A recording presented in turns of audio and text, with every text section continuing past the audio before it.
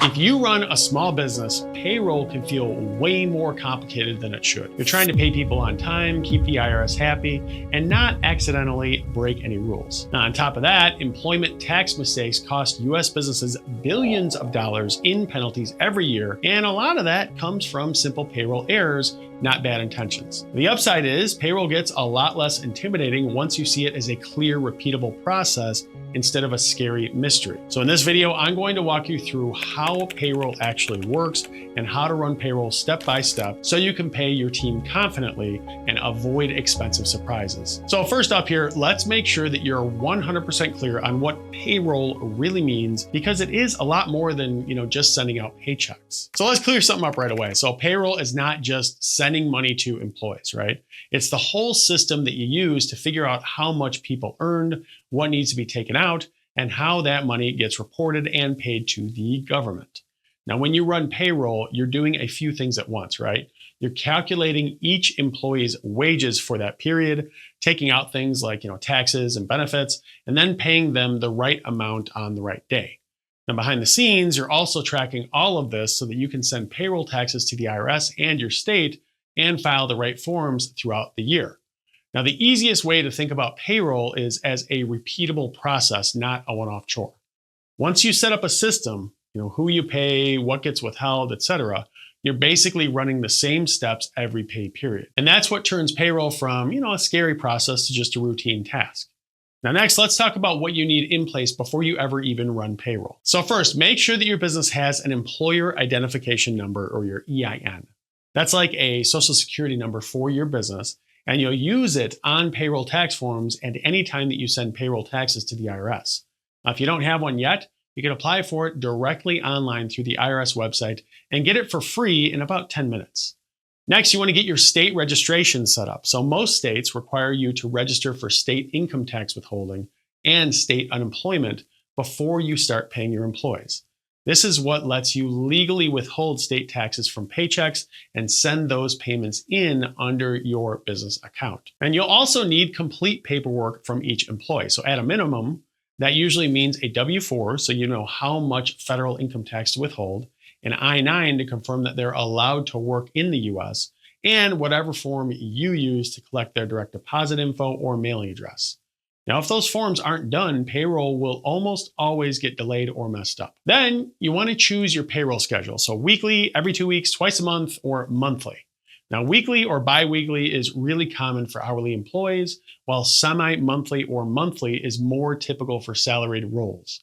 And the important thing is that you pick a schedule that fits your cash flow and your team's expectations, and then stick to it. And finally, decide how you're going to actually run your payroll. So your options are basically do it manually with spreadsheets and calculators, have an accountant or a bookkeeper handle it for you, or use payroll software that automates most of the math and the filing.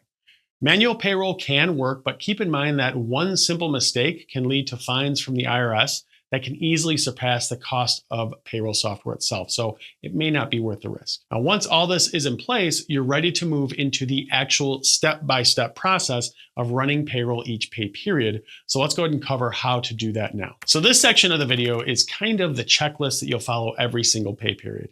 Now, as you go through these steps, if this starts to sound kind of like too much, you're getting overwhelmed, remember that payroll software can handle most of this automatically. And I use it myself as it's very affordable. And I promise you, there is no shame in paying to take care of the headache entirely. So if you have multiple employees, I recommend that you use Gusto, which is linked to right up here and in the description below, which can simplify the whole process for you and even includes ways to make onboarding easier when you hire more people in the future. But if you are the only employee of your company and you want a really simple and reliable platform to run payroll for yourself while saving a little bit more money, you can go ahead and check out Sure Payroll above or in the description below. All right, so now that I've clarified that for you, let's go ahead and move on to the steps here. So step one, track employee hours and earnings. So everything starts with knowing what each person actually earned. So for hourly employees, that means accurate time tracking, right? So regular hours, overtime, and any unpaid breaks. Now for salaried employees, you're usually paying a fixed amount each pay period, but you still want records for days worked, PTO, or unpaid time off, so your books stay clean. So step 2 here is to calculate gross pay. So once you have hours and pay rates, you calculate gross pay, which is the total amount an employee earned before any taxes or deductions. Now for hourly workers, that's regular hours times their hourly pay rate plus overtime hours times the overtime rate, which is often time and a half. For salaried employees, it's simpler. You just take their annual salary and divide it by the number of pay periods in the year. Now, if someone makes, for example, $52,000 per year and you pay them every 2 weeks, their gross pay is $2,000 per paycheck. If you add in, bonuses, commissions, or tips for that period, those amounts get added on top of that. Gross pay is your starting number for everything that comes next. Step 3 is applying pre-tax deductions. So before you calculate your taxes, you subtract any pre-tax deductions that the employee has elected. Now, these are the amounts that come out of gross pay for certain benefits before income tax is actually figured. So common examples are, life insurance premiums and traditional 401k retirement contributions. So let's say that an employee's gross pay is $2,000 and they put $100 into pre-tax 401k and $50 towards a pre-tax health plan. You'd subtract those first, leaving $1,850 as the taxable pay for income tax purposes. Now, not every benefit is pre-tax, so you also want to know which ones qualify and which ones don't in your setup. Step 4 is withholding employee payroll taxes. So next, you calculate and withhold the employee's payroll taxes. This includes, federal income tax, Social Security, Medicare, and in many places, state and possibly local income taxes. Federal income tax withholding is based on the employee's W-4 form and the official tax tables, while Social Security and Medicare use fixed percentages up to certain limits. So for example, you'll withhold a set percentage for Social Security and a smaller percentage for Medicare from the employee's taxable wages, and your business will usually match those amounts on your side. Now, if your state has an income tax, you'll withhold that too based on the state's rules. Now, the important thing here is that you're using the forms and the tables, not just guessing, so the right amounts come out of every paycheck. And you could just look online for the forms specific to your state for that. Step 5 is calculating the net pay. So after pre-tax deductions and all required taxes, you're left with your net pay. That's the amount that your employee actually takes home. The basic formula is gross pay minus pre-tax deductions minus taxes minus any post-tax deductions equals their net pay. Post-tax deductions might include, certain garnishments or after-tax benefits. So if someone's gross pay, for example, is $2,000 with $150 in pre-tax deductions, $400 in taxes, and $50 in post-tax deductions, their net pay would be $1,400.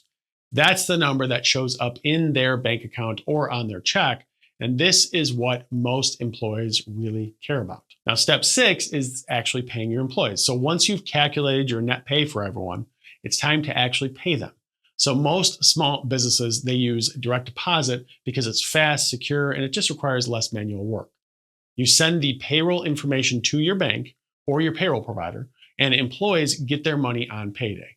Now, some employers, they still use paper checks, especially if people don't have bank accounts, but that does add more handling and the risk of lost checks. And you should also give each employee a pay stub that shows how you got to their net pay. So gross wages, deductions, taxes, and benefits. That might be a printed stub or an online portal if you're using software like Gusto for multiple employees. Again, that's linked above, or Sure Payroll if it's just you, which is linked below. Now, clear pay stubs, they cut down on confusion and the, why is my check smaller conversations that you may have to have otherwise. Now, step 7 is submitting your payroll taxes and required forms. So the final piece is sending the taxes that you withheld and your share of payroll taxes to the IRS and your state and filing the right forms on time. Now, throughout the year, you'll deposit federal payroll taxes on a set schedule, so monthly or semi-weekly for most small businesses, and do the same for state income taxes if they apply. You'll also file regular payroll tax returns that report wages and taxes withheld, plus an annual unemployment tax return if required. Now, at year end, you'll prepare W-2 forms for employees showing their total wages and taxes for the year and send copies of that to the government. Now, once you've got that rhythm down, calculating pay, withholding taxes, and filing the right forms, payroll does start to feel a lot more routine. But even with a solid process, there are a few really common mistakes that trip up small business owners. and they can lead to penalties, angry employees, or extra cleanup work. So let's go ahead and walk through those next so that you know exactly what to watch out for. So one of the most common mistakes is misclassifying workers as independent contractors when they really function like employees. So when someone works set hours, uses your tools, follows your directions, and only works for you, the IRS usually expects them to be treated as an employee. If you pay them as a contractor instead, you might skip payroll taxes for now, but you risk back taxes, penalties, and interest later if the classification is challenged. Another big one is forgetting or miscalculating overtime. So a lot of small business owners, they just multiply hours by the regular rate and move on. But if a non-exempt employee works more than 40 hours in a week, or whatever your state's rules say, those extra hours, they often need to be paid at a higher overtime rate. Miss that a few times and you can end up owing back wages, plus potentially penalties and interest if an employee complains or you're audited. Next, missing payroll tax deposit or filing deadlines is another really big headache that sneaks up on people. It's not always that the taxes weren't calculated, it's that they just weren't sent in on time or a required form got forgotten. Even small delays can trigger penalties and notices that you have to respond to, which means more admin time and possibly extra costs. Setting reminders or using a system that tracks due dates for you can save a lot of stress here. And then we have poor record keeping, which is a silent troublemaker. So if your timesheets, pay records, and tax documents just scattered across emails, paper notes, and random folders, it becomes really hard to answer questions from employees, your accountant, or the government. Now, keeping organized records of hours, pay rates, deductions, and filings, that means if something is questioned later, you can actually prove what happened. And finally, a very modern mistake, waiting too long to move off of a purely manual system. Spreadsheets and hand calculations, they can work when you have 1 or 2 employees and really simple pay, but as soon as you add more people, different pay types, or multiple states, the risk of human error just skyrockets. At that point, hanging on to manual payroll usually costs you more in time, mistakes, and anxiety than it saves in software fees. So now that you know where most people go wrong, the natural next question is whether you should keep doing payroll yourself or lean on software or a pro to handle the heavy lifting instead. So that's what we'll dig into here next. Okay, so at some point, almost every small business owner wonders, if it still makes sense to run payroll by hand or if it's just time to get help. The answer is usually going to come down to how many employees you have, how complex your situation is, and how much of your own time you want to spend double checking numbers. If you do everything yourself with spreadsheets and a calculator, you avoid software fees and keep full control. But you're also responsible for every calculation, every tax rule, and every deadline. That can be okay with 1 or 2 employees in a single state, but it does get stressful once you add overtime, different pay types, or multiple locations. Now, on the other end, you can hand payroll off to an accountant. They'll typically handle the calculations, the tax withholdings, and filings for you, which is great for peace of mind, but you'll pay more and may have less flexibility to make last-minute changes on your own behalf. That's why a lot of small business owners out there, they land in the middle with payroll software. Now, a good payroll tool automates most of the heavy lifting, calculating pay, applying deductions, and withholding taxes, while guiding you through each step so you don't have to be a tax expert. It can also help you stay organized with pay stubs and year-end forms too. So if payroll is taking you hours every month, or you're just constantly worried about mistakes and you don't want to spend a bundle on an accountant, that's usually a strong sign that it's time to move beyond pure DIY and get some software to help. Now, one more time here, my recommendations: Gusto, if you have multiple employees, or Sure Payroll, which is in the description, if you're just running payroll yourself. Now, at first, payroll can feel intimidating because there are taxes, forms, and deadlines involved. But once you break it down, the process is actually pretty simple, right? Each payroll run, it follows the same basic flow. Calculate pay, apply deductions and taxes, and pay employees, and then submit the required payroll taxes. So if you're getting ready to run payroll, the most important step is setting up a system that you can repeat every pay period. And for most small businesses, the easiest way to do that is by using payroll software. Now, that all said, if you're confused at all about this process, or you have questions about what payroll software would be best for your specific situation, please comment below and I will do my absolute best to get back to you as soon as possible. As always, thanks for watching, and I'll see you in the next video.